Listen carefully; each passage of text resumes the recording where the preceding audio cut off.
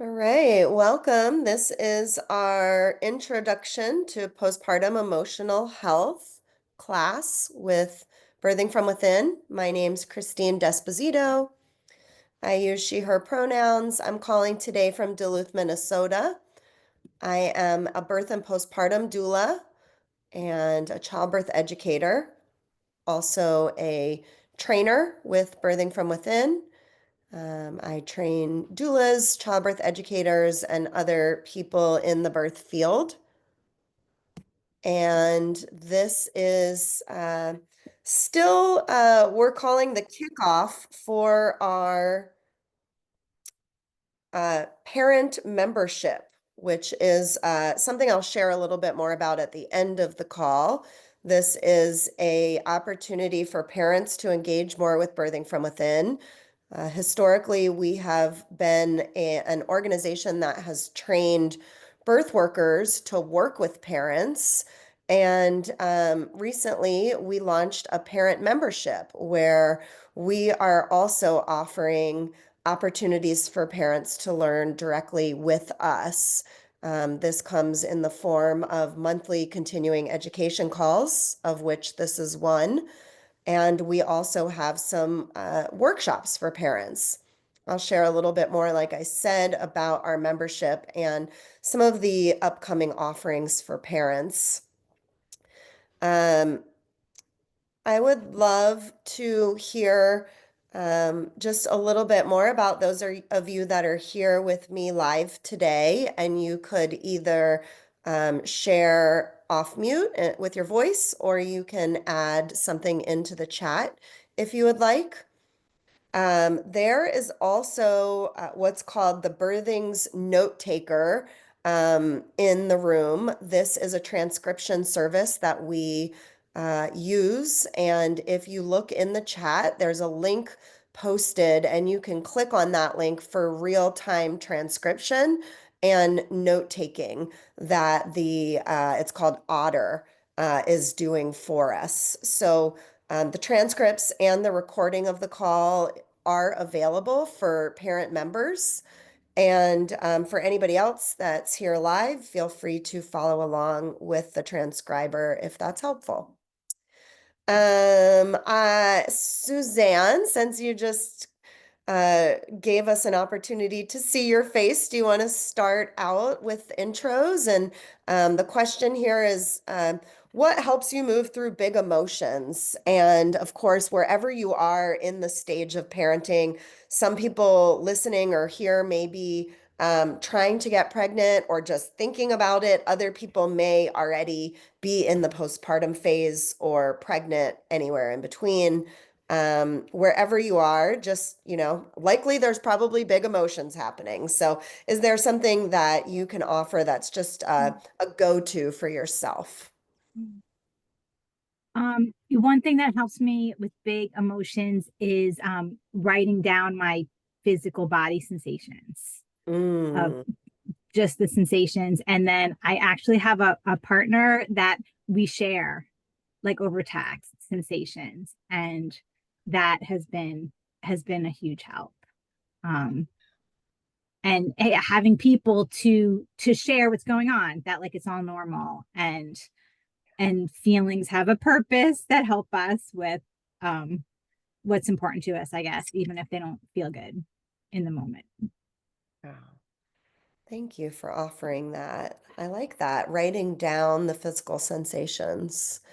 Where are you calling from, and what stage in this journey are you in? I'm in Tennessee.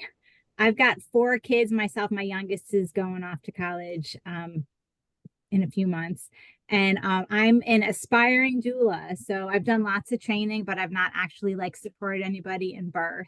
Um, Great. but sometimes, I like the talk support, that kind of thing of, being available to hear what people are going through.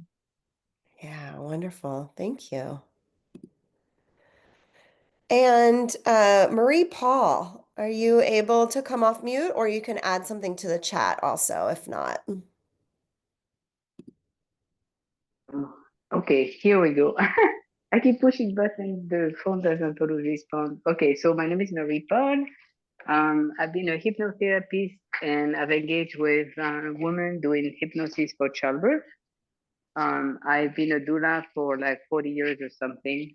Um, I love the idea of creating a frame of mind for women so that they don't engage into postpartum depression. And it's really about reframing the mind, to my understanding, of course, but I work with mind, so it makes sense. And I've had incredible results. And for a while, I was also utilizing some people who had um, kind of access to what they call placenta encapsulation. And I've had Mhm. women who actually kept it and didn't use it at that point because they didn't experience any kind of like postpartum depression, but they chose to use it as they went into their menopause or premenopause, and that really seemed to work as well. So I've had relationship with some of those women that I work with, so it was kind of like nice to be able to see, what happens along the way. That's it. Yeah. Thank you. Speaking to different life stages too. Very cool. So both of you are work with parents, and so of course, there may be pieces that are personally useful to you here in this class today, and also things that you may be sharing with families or people that you're working with. So just an opportunity to create a container in the space today. I often just like to acknowledge that talking about big feelings can sometimes bring up big feelings. And so this is a come as you are space. However, you need to be here with us today. Sometimes when we talk about uh, the experience of postpartum, especially postpartum emotions, there may be tears. Sometimes, people may want to be on screen or off screen or participate with engaging or not, and whatever is comfortable for you today is perfectly fine. Thank you for being here. Please just ask that we keep stories that may be shared here confidential and to respect stories and opinions of those that are here.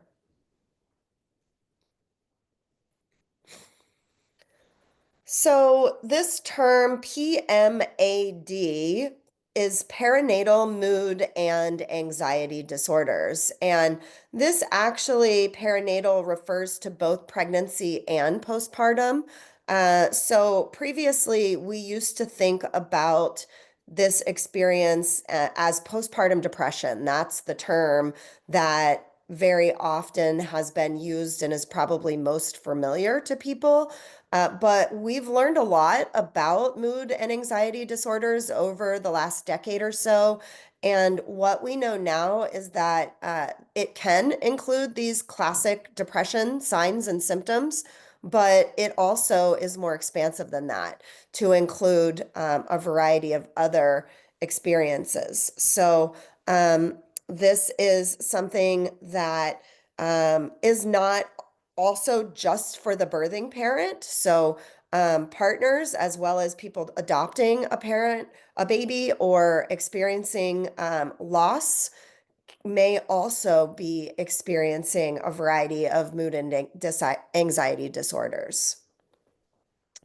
Signs and symptoms can include depressed mood for more than 2 weeks, losing interest or pleasure in activities that you normally enjoy, fatigue, restlessness, sense of guilt or worthlessness, difficulty concentrating, insomnia, anxiety, OCD, which is obsessive compulsive disorder, and reoccurring thoughts of death or harming themselves or others.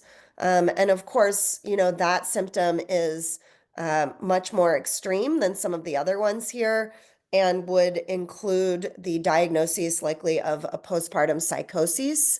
And we will talk about that a little bit too. It is much more rare, but it definitely is something that can happen, and it's good for people to know, both birth workers and parents alike. One of the things I often share with parents when we're talking about the signs that are listed here is that fatigue, for example, can be just a sign of pregnancy or postpartum, right? So just because somebody is experiencing fatigue alone doesn't necessarily make me immediately go to, oh, I think they may be experiencing PMAD, right? I like to think about these things in combination. So if somebody's experiencing a couple of these signs or symptoms in combination, then likely, that's a good sign to be on alert for, is this within the range of normal or is something else going on?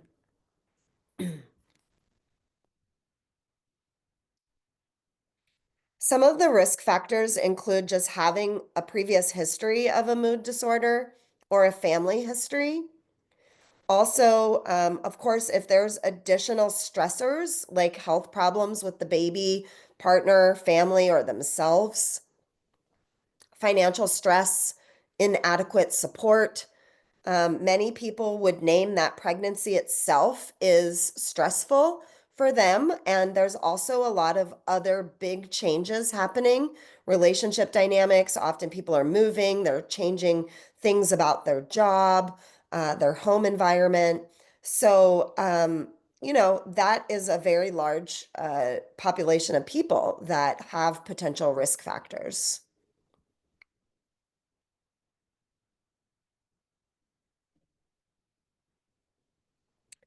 So again, the experience of PMAD can include depression, also anxiety, pregnancy or postpartum OCD, and postpartum post-traumatic stress disorder, also sometimes called birth trauma. And one thing that is important to note about birth trauma, of course, this is something that somebody that has given birth may experience due to something about whatever happened to them in that experience that they experienced as traumatic. And it's really important to note that we can't always tell just by the details of somebody's birth. If we're listening to somebody's birth story, we may have our own story about their experience. Maybe on paper or the way that they're sharing it, the details of it sound good. We may say, like, oh, it sounds like you had a really good birth. But something internally may have landed as traumatic for them. That could have been something that had to do with the physical experience of giving birth. It could be something medically, or it could be an emotional experience. So it's really important not to make an assumption about what's happened for somebody based on the specific details of how their birth unfolded. As a birth worker, I really like to ask people specifically, how are you feeling emotionally about your birth? That's a much different question than just how are you feeling, right? Which is so much more broad, and people may answer in a variety of ways. Of course, it's important to ask if they're feeling, how they're feeling physically as well, but not to disclude the emotional piece, really checking in with people about that.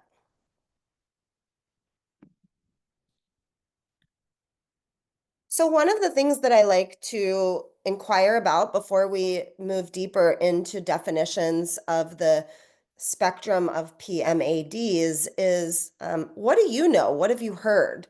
Often people have heard stories. Sometimes they've heard things and they're not sure if they're true. They may be wondering about, is this true? I've heard this.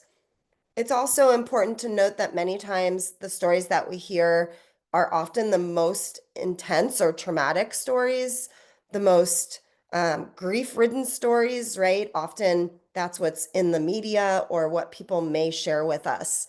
Often people don't share those kind of in-between stories, right, as much as they do the really hard ones. So I'll just open it up for a moment if either of you have anything that you would like to offer here. Any things that you've heard or stories that you have just in the experience? Sure, Suzanne.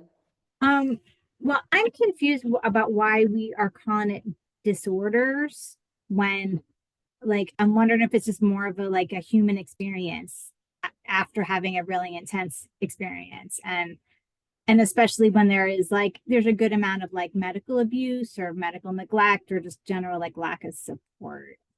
So, Yeah, because when that's a I hear disorder, I think of like, oh, there's a problem with an individual, as opposed to like there's there's right. problems in the whole. A reflection of the society that we live in, the built-in structures that we have or don't have for support and things like that. Yeah. And I Yeah. mean, the individuals can do something, but there's something I get worked up, I guess, when I hear the word disorder. Yeah. Yeah, that's a great question. And I just want to name that I am not a mental health professional. I am a birth professional. And I'll speak to what I know about that from my experience. So we will in a minute talk about the spectrum of PMAD, and within that spectrum is what's called baby blues. And baby blues is completely normal. You're right. It is a reflection of the change of experience, role, lifestyle, also the hormones in especially the birthing person's body coming back into regulation. So there's a big dip in the hormones in their body that often create the experience of feeling sad, weepy, feeling kind of emotional roller coaster, right? And although we do name baby blues or postpartum blues in this experience, it's actually completely normal, right? Up to 80% of people experience that. But what we also want people to know is there are experiences that are outside of the experience of normal also. So, experiencing more extreme anxiety, OCD, and especially postpartum psychosis can all be experiences that are beyond just the normal change in routine and lifestyle, maybe even related to a chemical imbalance in somebody's brain that may be treated with medicine, right? With medication. So, there's a variety of experiences within the spectrum, right? Some of it is very normal, and then some of it is outside of the range of normal. And I think as a doula, that's one of the things that I really try to help parents understand is that there's going to be some normal emotional roller coaster around a big change of lifestyle, right? And how can we know if this is within the range of normal or if there's something else going on that they might need to seek help for, right? Thank you for that question.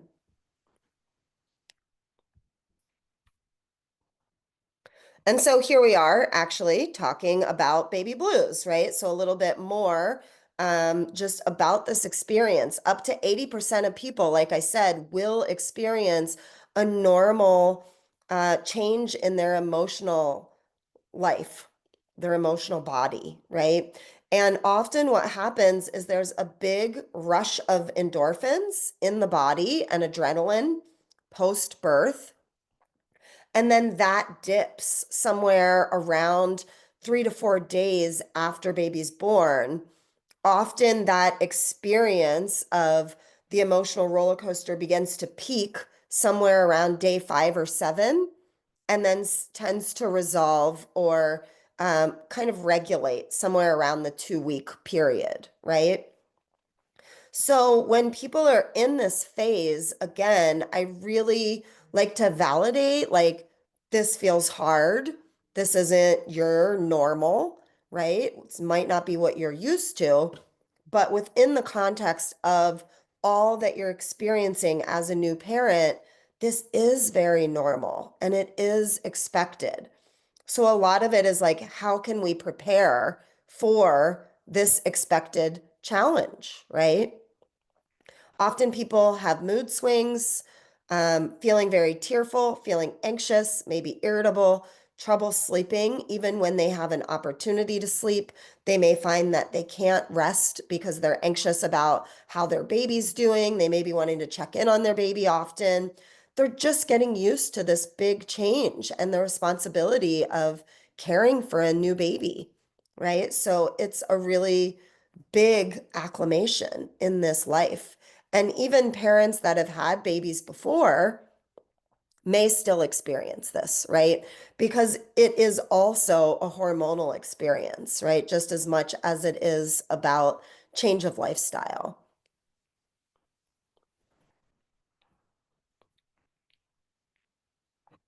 So one of the things that is helpful to know is that just having support from loved ones, partners in your life lessens the risk of experiencing PMAD in general, including baby blues, right? It doesn't mean that just because somebody has partner support, they won't have the experience, right?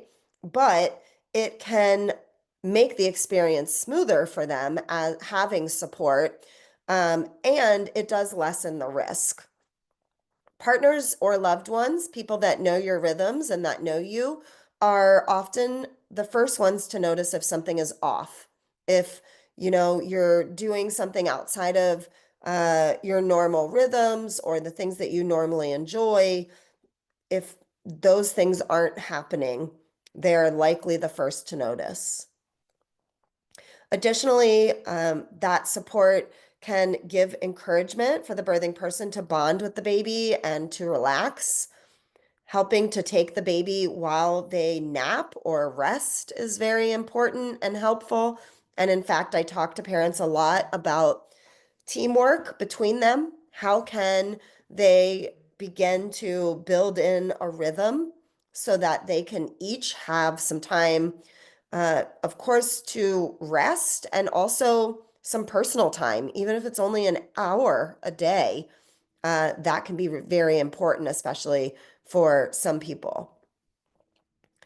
Encouraging rest and sleep, helping to feed and hydrate the birthing person. Often, when people are learning how to care for their baby, they're so swept up and engaged with that they may forget to be feeding themselves, drinking the appropriate amount of fluids, especially if somebody is nursing.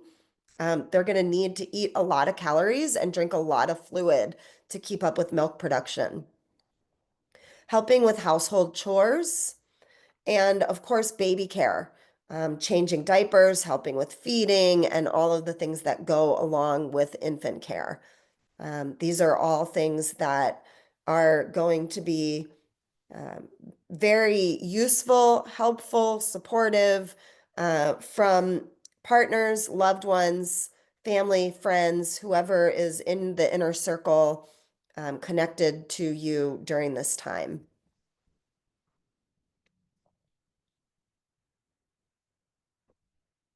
One of the things that we've learned a lot more about is that partners can also experience baby blues and experiences of PMAD after babies are born.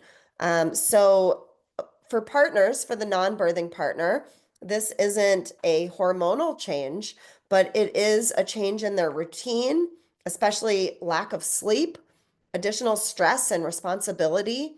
All of these things can lead to emotional swings. And many of the time, most of the time, we adapt as humans. We're very adaptable. We're very resilient. We're able to find our new normal, but it can take some time. Usually within a few weeks, as we begin to develop a sense of our own rhythms within the new role, we're able to make the adjustment and those feelings begin to fade away. But there is also what's called paternal postpartum depression, which is a more serious experience where people may be in this place beyond the first 2 weeks, beyond the first few weeks, and feeling very low, isolating, disengaging, not doing the things that they normally enjoy, sadness, fatigue, all of these things are serious and do often need to be treated by a mental health professional. Sometimes medication may also be useful. Of course, that would be up to a mental health professional to offer that diagnosis.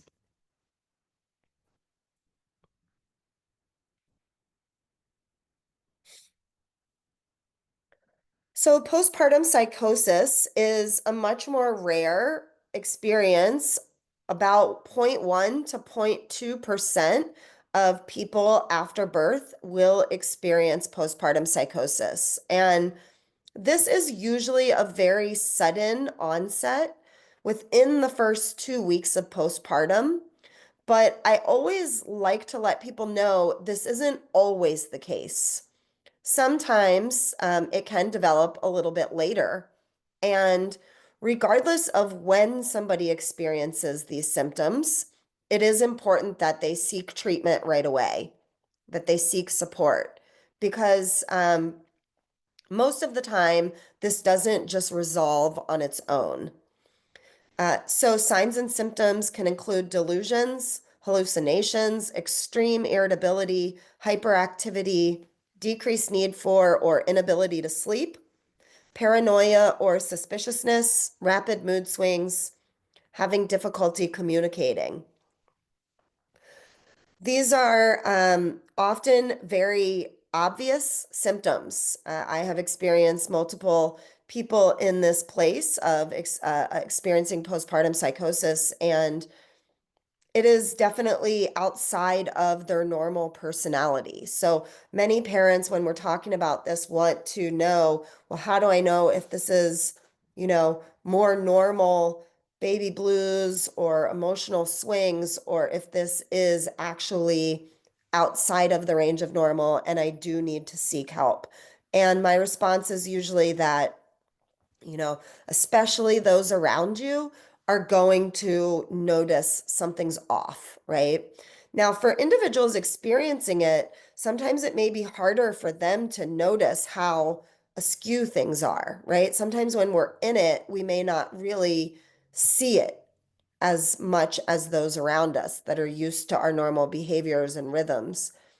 So again, this is why having support around you, having loved ones around you, and having conversations with those people ahead of time about some of these risk factors, some of these signs and symptoms, and what they could do if they were to see any of these signs. Especially if somebody's experiencing thoughts of harming themselves or others, this should be treated as an absolute emergency. It could be a 911 call, a call to their mental health professional, if they have one, or their primary care doctor. But it should not be a wait and see situation, right? This should be seeking immediate help. Now, there are also some 24-hour helplines that are specifically for parents that are experiencing mental health challenges during postpartum, namely Postpartum Support International, PSI. This is a really great international organization that has a 24-hour helpline, and their website also includes many good resources to learn from and to gather ahead of time. So when I'm talking to parents, I often really name that there's so many unknowns, both in pregnancy and birth and postpartum. And often the unknowns are what create so much anxiety for people. Just being in the unknown is an anxious place. So while we can't plan for every little thing because there are so many unknowns, there are definitely things that people can do to help prepare for this time. And so I'm going to go through a variety of things that people can do to think about if they are in pregnancy or planning to get pregnant, thinking about building a toolkit and gathering resources ahead of time. When somebody feels like they're in crisis, we have less resources internally. And so gathering external resources during that time is much harder, right? It takes so much more effort for somebody that has a new baby, has been sleep deprived, up in the middle of the night, feeding their baby, trying to figure out how to navigate this new landscape. And all of a sudden now they're trying to figure out, who are the therapists in town that specifically work with postpartum people and how can they get a hold of them, right? It's so much more useful if there is an opportunity to do this prep ahead of time to begin doing this research. And as a birth professional, this is definitely something that is on my resource list. A big part of what we do as doulas is offer referrals. So I have a referral list of mental health professionals in my area, um, meetup groups, parent meetup groups that may be useful for new parents to go to find validation and normalization of their experience from other parents that are going through it also. So finding a therapist, even if somebody doesn't feel like they need one now, just having an idea of who are one or two people in their area or even remotely that they could see if needed. What kinds of support groups or new parent meetup groups are available? There's also many things on Zoom as well now, more than ever. So even if there's somebody that lives more rurally and there's not a lot of options in person, again, Postpartum Support International is one great resource, but looking for online groups also could be for prenatal as well. This is so important to just normalize what somebody's going through, to talk to other people that are going through it also.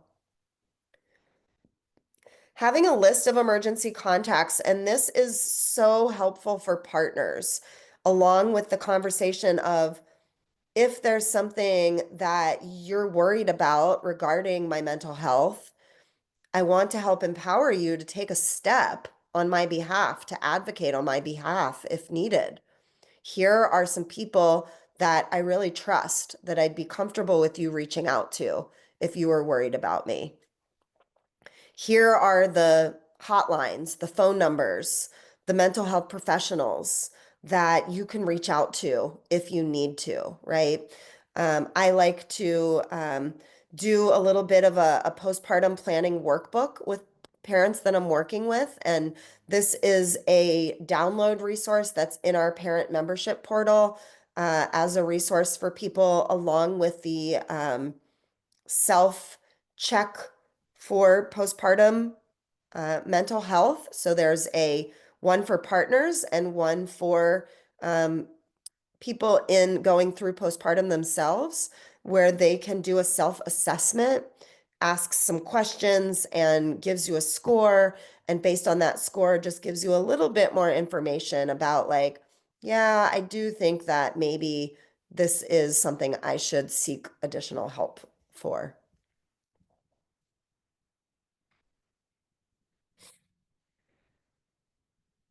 Having conversations about what to expect regarding life with a newborn is so useful for new parents.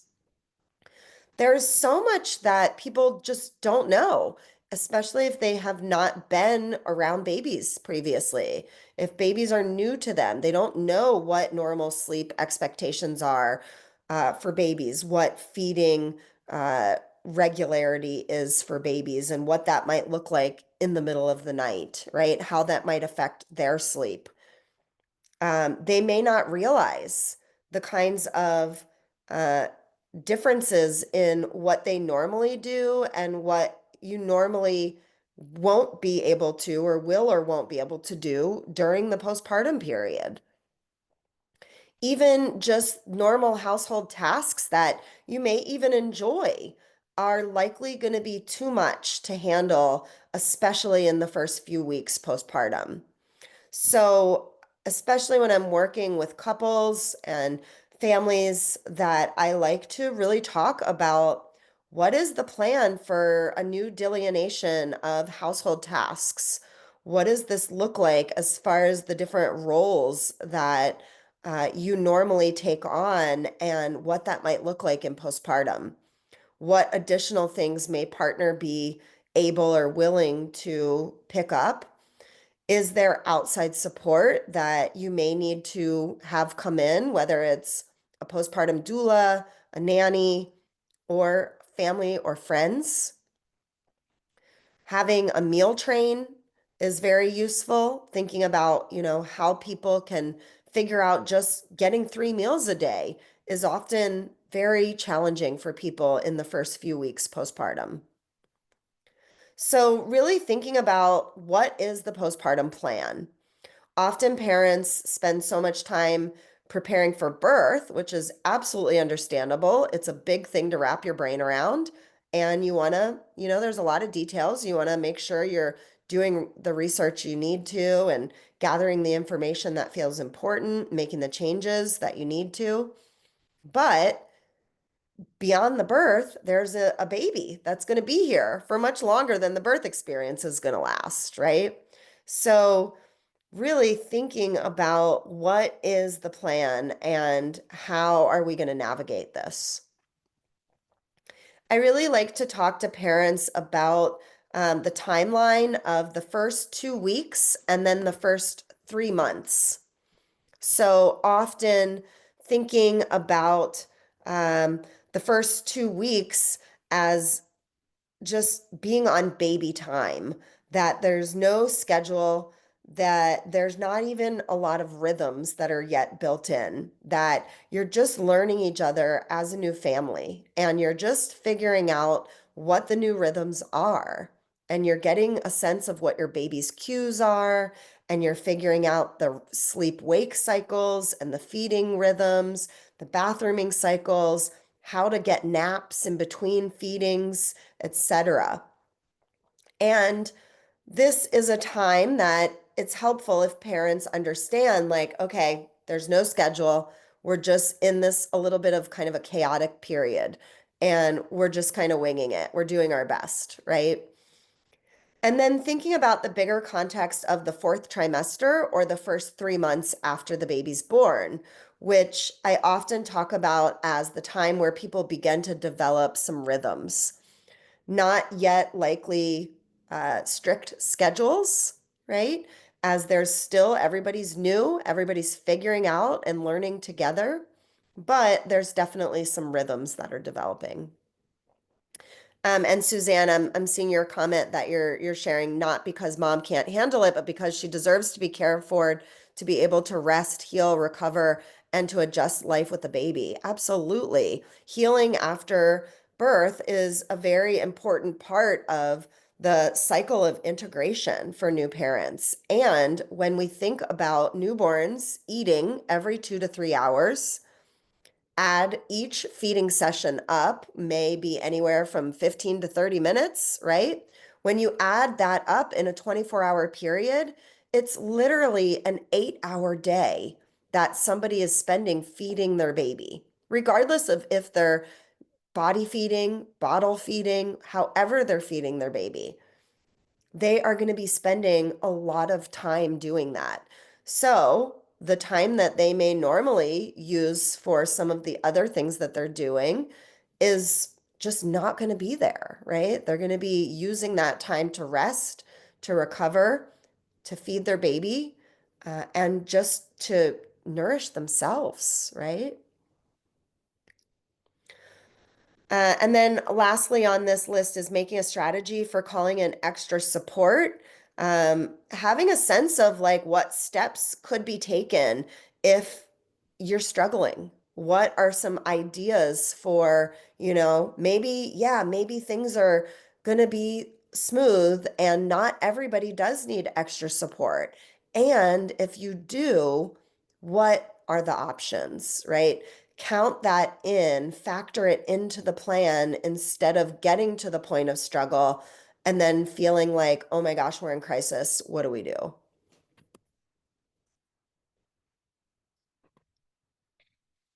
Of course, involving your healthcare team is an important piece as well.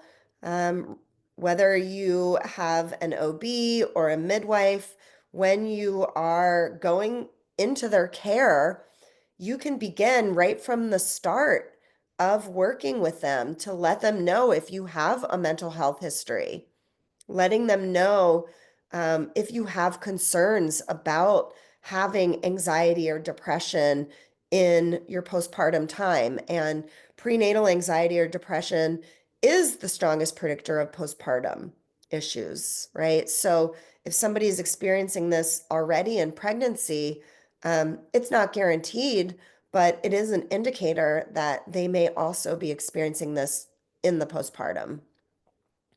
And then really asking about screening. It is absolutely okay to be proactive and ask your provider, what kind of screening for mental health do you do? When do you do this? Is there follow-up? What kind of resources do you have to offer me for mental health support? So this is an important part of what their care involves, not just the physical element of, checking your baby's heart rate and tracking your vital signs, but the internal experience as well.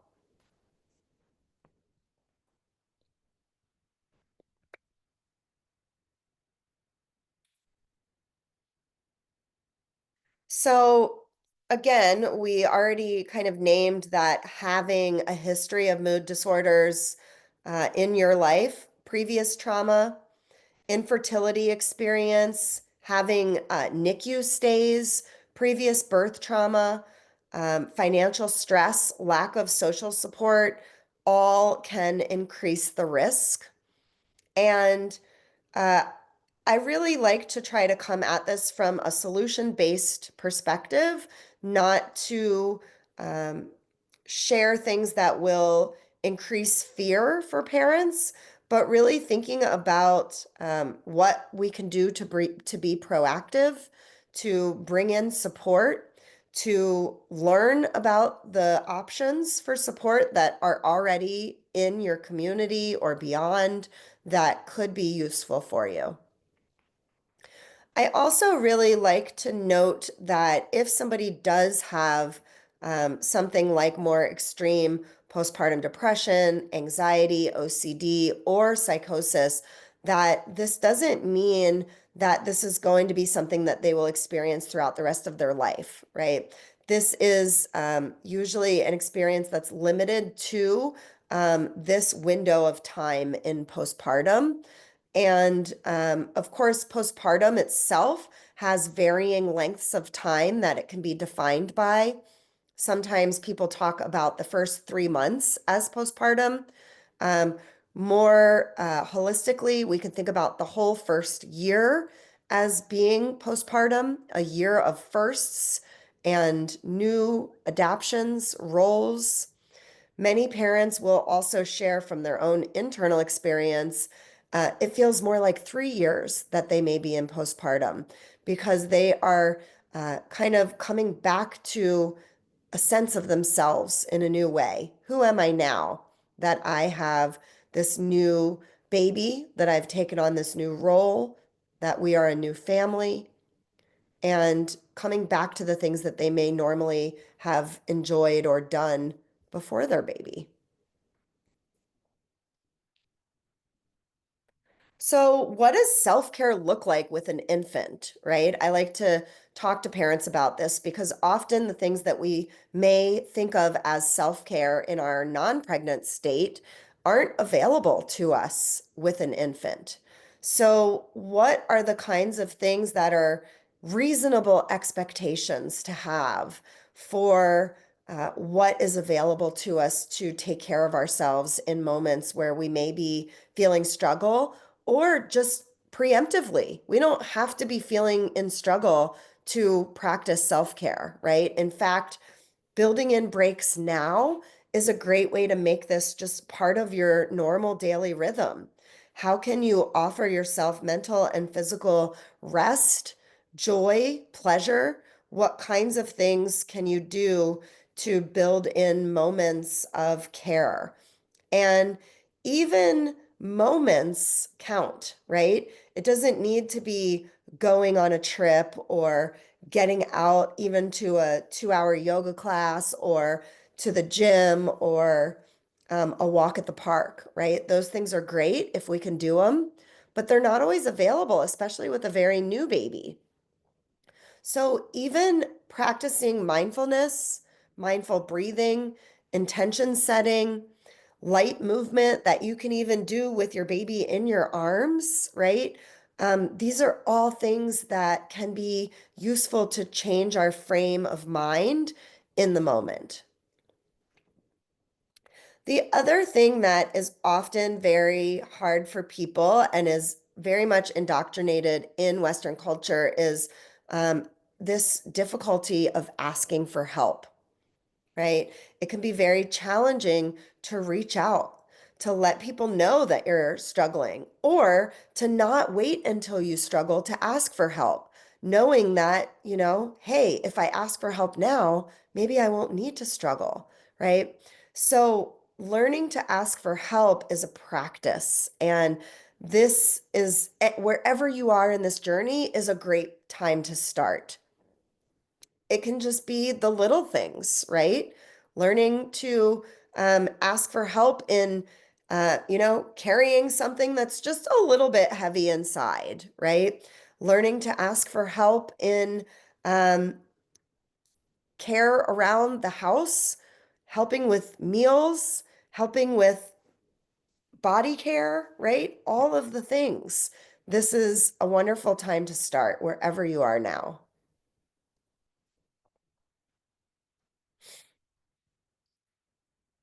So thinking about additional resources that can be useful during this time, of course, many people are gathering information in the forms of books, podcasts, looking at different websites, information that can lead them to quality information. So just a couple of book recommendations here. Good Moms Have Scary Thoughts by Karen Kleiman and The Fourth Trimester by Kimberly Ann Johnson are just two of many. There are also a variety of apps that can be really useful. There are mindfulness apps, sometimes just helping with people, helping with sleep regulation can be really useful. Having an app to help you relax at the end of your day. And then Postpartum Support International, again, a great resource. Postpartum.net, additional resource with a provider directory and guides for emergency planning if there is a need for that. They also have a helpline.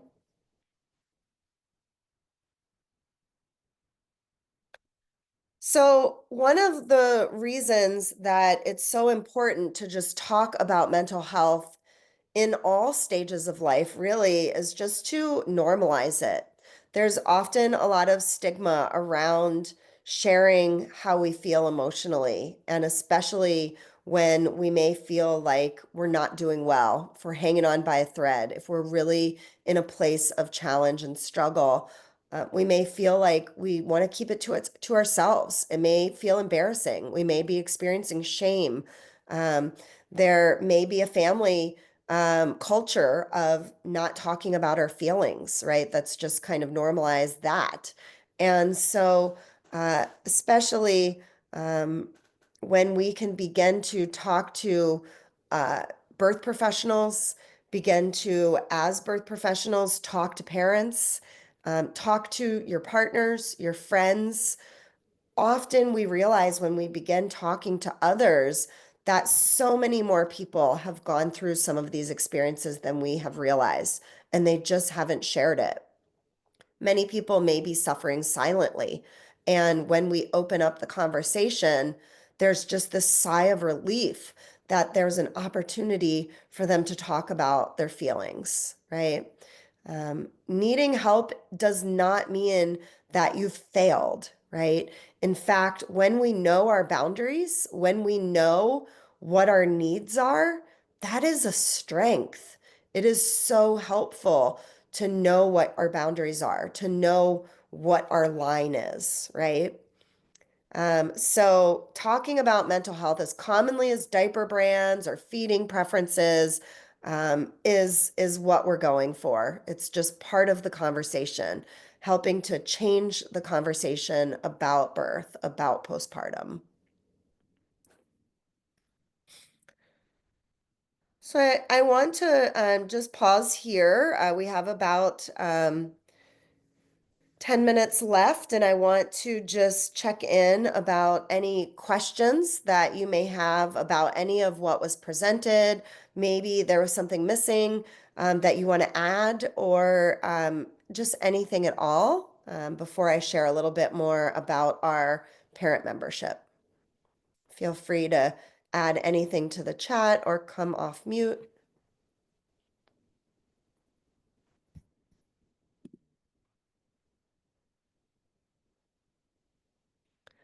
Well, thank you, Suzanne. There's a free Zoom call or podcast is a great resource for ongoing self-care. It isn't specific to perinatal and not a place for crisis, but for regular human-to-human support. That's so wonderful. Conversations with the Heart from Dr. Yvette Erasmus. And I will going to open this link before I close the Zoom so that I can share this in the resources beyond our call today. Thank you. Can I share? Absolutely, please. Okay, so I love what everything you exposed today. I think that the one thing that comes all across is that we need to normalize things. People are so much into thinking that it's only one way of being, whereas literally nothing is wrong with anything as long as we understand that there's just transition time, and that this period of time, I think, need to be also spoken of as like this is not going to last forever. This is just a transition time between now and when things get better. One thing that I think the society at this point has been missing the most is that you see like 10 women or 20 women around the woman giving birth. And then there was a network of women just like caring out for that woman who just had to stay home, be there, feed the baby, and have no much time of anything. So women would have like that kindness of heart. Just bring out meals, feed the woman, help her with the baby while she wanted to go shower, things like that. So I think that one of the things we need to stress more than anything, in my understanding, is that women need other women. They need the care of a gentle heart that knows what it is to become a mother. Even if you've been a mother, trust me, it's really never of us. And so, having Oh no, we've lost her. And she was really speaking to such an important piece of just the importance of needing each other's care. Oh, you're back. yes, I'm sorry, it just No cut me off. So problem. so Yeah, anyway, you're such a good I just point. wanted to mention that because yeah, and also really honestly, the women that I work with are like basically pregnant. So I see them before, and it's like when you present things in a frame of mind and frame their minds into a place of discovery rather than, like the myth of menopause. No woman would ever talk to you about menopause because everybody has his own experience. But the truth is the same about pregnancy and giving birth and postpartum. It doesn't have to be depression. And so when you start engaging a person with in mind all discovery they're going to go through, rather than making it a symptom of something that might happen, you actually prepare the person to go into a discovering mode. And it's like there's research that whether you are anxious or excited, it's actually the same spectrum, but just a different interpretation. So we have a lot of power when we know how to phrase things and how to help navigate, like you say so many times, Christine, beautifully, navigate the different things that a woman might go through. And the preparation is actually the best part of being with a woman while she's pregnant, you know, literally. Anyway, thank you so much. I just want to share that with everyone. Such great points. Thank you for sharing that. And really, yes, I mean, previously, historically, right, doula was not a job. It was the mothers, the grandmothers, the aunties, the friends, the caretakers, the other women that came together to surround this new mother, the birthing person, the entire family, right? And so as we've lost a connection with that lineage of care, doulas and other types of caretakers have come in to fill that gap, right? And that's where we are now. But yes, this is a human experience. And when we can, like you said, I love the framework of discovery, right? I often really like to bring in curiosity, right? Of um, we don't know what it's going to be like, right? There's so many possibilities, and there's so much richness within that alone that we can be curious about, that we can build a framework of discovery of what is possible. So thank you so much for sharing that. So, as I was telling you in the beginning of the call, we have recently launched a new parent membership. Um, this is a space that I find really helpful as a birth worker myself because, you know, we only have so many resources as one person. But for my clients, I send them to our membership because it is a resource for me as a birth worker to offer them. I don't need to have everything at my fingertips, right? We can be in community with offering resources together. So, for those of you that work with parents, this is also a resource for you, even if you're not a new parent. But this is a place that, again, membership, which is $10 a month or $100 a year, can offer free monthly continuing education calls, 20% discount on all of our courses. We offer intro courses, which are free for members, and there is a resource hub, a chat group, a library of all of the past recordings of the calls that are all accessible for $10 a month, right? So this is additionally a variety of discounts that we offer. We're collecting from organizations that will be of interest to new parents, that they can receive discounts on other products and services, etc. So this is really designed to support through both pregnancy and postpartum for parents that are walking this journey. So just wanted to share that with you. I'm going to actually just put the link in the chat if anybody here is interested in just checking out our events upcoming. Our call next month is processing birth stories. So, talking to parents about how to process their own story. Now, there won't be like somebody processing somebody else's story on the call. It's more about how to think of one beginning to bring meaning and integration to their own story. So we have topics like infant feeding and newborn care. We have some, let's see, coming up is our intro to mindfulness and coping. So this could be for parents either in pregnancy or postpartum, thinking about mindfulness and coping, especially in the context of preparing for birth. Our member call in July is infant feeding. We have a preparing for induction call coming up as well for parents that, whether they're planning an induction or not, may want to learn a little bit more about what that might entail. So lots of resources here for parents. Thank you all for being here with me today. So grateful for your presence and for all that you've shared here. Thank you for this resource as well. I'm going to check it out, the Conversations from the Heart. Any last minute remarks before we go that feel important? I just have a question, Christine. Yes. So the monthly things you were talking about coming up, that's like it's like this, but you need to join. Is that right? Like this one Yeah. was free, but the other one's okay.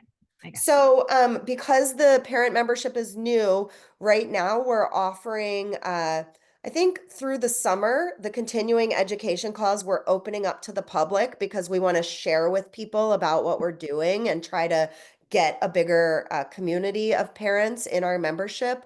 But at a certain point, I believe we decided the September call, starting the September call, will be for members only. And so that will be something that somebody would need to join the membership, not only to attend the call, but they receive the recording and then the library of all the past recordings as well. But yes, Okay. this one was open to the public because we've just recently launched the membership. So we are just kind of trying to find ways to get the word out. Okay. Yeah. Thank you so much. Yeah. Thank you. Thank you so much. One more thing that I wanted to share actually too. It's a Yes. misconception that mind and body are different. They are absolutely the same. So when you approach the mind and prepare it during the pregnancy and prepare to have a good birth, it's been profound and actually proven that someone who's had a good birth is actually not likely to have postpartum depression. I don't know. I just wanted to add that up. Thank you. Thank you for sharing Thank that. you so I hope you all have a wonderful rest of your day, and I hope to see you again here in Birthing from Within. Take care, everyone. Thank you so much, Christine. Bye bye, everyone. Thank you for joining today.